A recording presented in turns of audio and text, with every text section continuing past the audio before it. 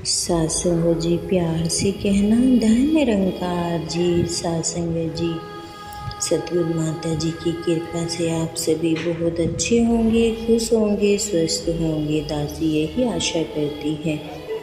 दासी आप जी के लिए लेकर आई है एक छोटी सी कहानी, जिसका आप आनंद लें। सहनशीलता। सहनशीलता बहुत बड़ा गुण है। सहनशीलता और कायरता में बहुत अंतर है।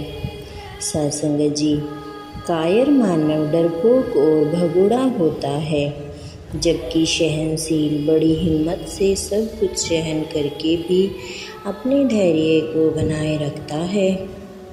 उसके धैर्य और सहन की शक्ति के आगे जुल्म, अन्याय और हालात खुद ही झुक जाते हैं। भक्त सहन करके भी जीत जाते हैं, जबकि संसार इनकी विरोधता करके भी हार जाता है। भक्त की सहनशीलता बड़े बड़े ताकतवरों की शक्ति क्षीण कर देती है। विश्वास से ही सहनशीलता आती है।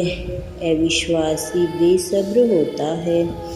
सत्संग जी, विश्वासी भक्त ही सहनशीलता के आभूषण से सजा होता है। सत्संग जी, जैसे बाइबल में लिखा है, जिसका पिता आपका पिता जो स्वर्ग में है जानता है कि आपको इन सब वस्तुओं की ज़रूरत है। जैसे इसीलिए जब आप सबसे पहले परमेश्वर के राज्य और इसकी इच्छा को खोजो, ताकि ये सब चीज़ें परमेश्वर खुद ही आपको देगा। इसीलिए कल की चिंता न करो, कल आप अपनी चिंता करेगा। सत्संग जी, भक्त सब्र द्वारा ही तो संतों का फल प्राप्त करता है, क्योंकि प्रेम और कष्ट सहना दोनों साथ साथ रहते हैं।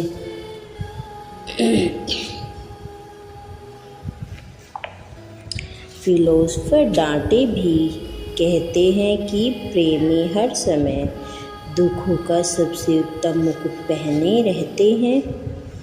पाकी कुरान में भी यही लिखा है कि हे श्रद्धालुओं, हम आपकी परख इस तरह करते रहेंगे कि कभी आप पर कोई भयानक अवस्था आएगी, कभी आप पर भूख नंग बरसेगी, कभी आपको धन की हानि होगी और कभी शारीरिक संकट आएगा, कभी आपकी कमाई निष्फल हो जाएगी तो कभी आपके यत्नों को मनवांछित फल नहीं लगेगा, कभी तुम्हारी प्यारी संतान कालवास हो जाएगी।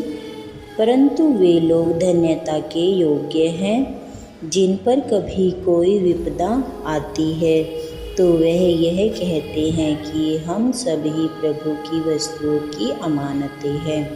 सत्संग जी, अर्थात हम प्रभु की मालकियत हैं। सो यही योग है कि जिसकी अमानत है उसी की ओर खुशी खुशी वापस की जाएगी। बस ऐसे लोगों पर ही प्रभु की मेहरें बरसेंगी और यही लोग सुमार्ग को प्राप्त होंगे। सत्संग जी, सब्र और प्रभु इच्छा में रहना ही महापुरुषों का बहुत बड़ा श्रृंगार है।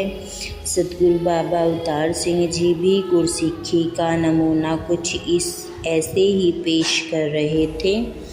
जो गुरु आके ओ कुछ करना, सेव कमाना सीखिए, जो कुछ देवे ओ कुछ खाके, शुक्र मनाना सीखिए। भावे सुख दे भावे दुख लय, मनना भाना सीखिए।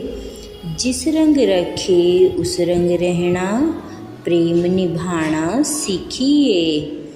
इक रब दे बस होके रहना, होर किसे दी लोड़ नहीं। कही अवतार ऐसे गुरसिख नूं, किसी चीज़ दी थोड़ नहीं। सत्संग जी, सब्र एक बहुत बड़ी ताकत है। बाइबल में भी पूर्णत्व की ओर बढ़ने के लिए सब्र, संतोष और बहाना मानने की आवश्यकता का इस प्रकार वर्णन किया गया है कि आपके ऊपर जब कोई परीक्षा आए तो आप उसे खुशी से सह लो, क्योंकि आप जानते ही हो कि जब इस तरह की परीक्षा द्वारा आपका विश्वास सच्चा सिद्ध होता है तो आपकी सहन शक्ति में बढ़ोतरी होती है। पर आपको अंत तक सहना चाहिए ताकि आप पूर्ण और सिद्ध बनो, फिर किस तरह भी असफल नहीं रहोगे। हो या कुटुंब, कबीला, कोई सामाजिक क्षेत्र हो या राजनीतिक व्यवस्था, सहनशीलता और विशालता ही सुखद वातावरण बनाने में सहायक सिद्ध होते हैं। कभी किसी की नाजायज बात सहन कर ली, उसके प्रति सद्भावना बनी रही तो समझ लेना चाहिए कि वह मानव खुद ही अपनी गलती का एहसास कर लेगा। सत्संग जी, अपनी त्रुटि का एहसास ही कमजोरी को दूर करना अथवा गलती को सुधारना होता है। जैसे बाबा हरदेव सिंह जी फरमाते हैं, प्यार, नरमता, सहनशीलता तो महापुरुषों के स्वाभाविक गुण होते हैं। अगर किसी गलतफहमी के कारण महापुरुषों के घर में कोई छोटी मोटी बात हो भी जाती है तो वह झगड़ा नहीं बनती, बल्कि उनकी विशालता के कारण जल्दी ही सुलझ जाया करती है। सत्संग जी, महापुरुषों की ऐसी बातें तो पानी पर लकीर होती हैं। जिस प्रकार पानी पर लकीर नहीं ठहरती, इसी तरह गृहस्थ में जाने वाली छोटी मोटी बातों को महापुरुष पकड़कर नहीं बैठ जाते। अगर किसी के घर झगड़ा रहता हो, उसकी ये बात पानी पर नहीं पत्थर पर लकीर हो, फिर तो दास यही समझता है कि शायद वह परिवार ज्ञान से दूर हो गया है और उसे गुरु का भय नहीं रहा, क्योंकि ज्ञान के रहते तो अहंकार, जिद, स्वार्थ, द्वेष आदि रह ही नहीं पाते।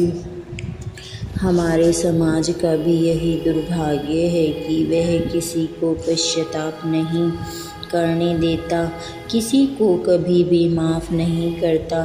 गलती तो हर इंसान से हो सकती है, अगर हम उसे पश्चाताप का मौका नहीं देंगे तो वह सुधरेगा कैसे। संतों महापुरुषों ने अपने इस सही बर्ताव से वाल्मीकि को महर्षि बना दिया, घोड़ा राक्षस का सुधार किया। सहनशीलता ही क्षमा करने के भाव हृदय में उदय करती है। सत्संग जी, जब किसी की बुराई, निंदा, विरोधता और जुल्म को भक्त सब्र से सहन कर लेता है तो ऐसे बदकार के लिए भी उसके हृदय में सहानुभूति पैदा हो जाती है। वह मानने लगता है कि मंद बुद्धि अथवा नैतिक कमजोरी के कारण ही यह अज्ञानी सही जीवन मार्ग नहीं चुन सका। यह भाव ही उसके अंदर हमदर्दी के साथ बुराई का बदला अच्छाई और नेकी से लेने की शक्ति पैदा कर देता है। पाक कुरान में भी समझाया है, अगर तुम्हें कोई दुख पहुंचाए तो तुम उसे उतना ही बदला ले सकते हो जितना उसने तुम्हारे साथ किया।